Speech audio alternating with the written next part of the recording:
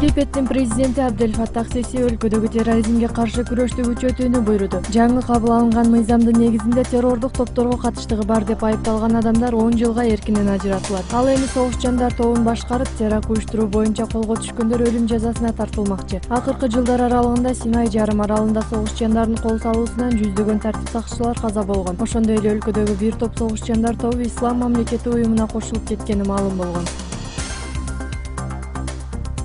Сириянын күч органдары тарабынан Дума шаарындагы согушчандарга каршы аба соккулары колдонулду. Базарда болгон жарылуудан 80ге жакын адам каза болгон. Лондондогу адам укуктарын коргоо агенттигинин жүргүзгөн мониторинги боюнча аба соккуларынан 200 жергиликтүү жашоочулар набыт болгон. Ошондой эле террористтерге каршы болгон чабуулдардан набыт болгон тургундардын саны күн санап өсүп келүүдө.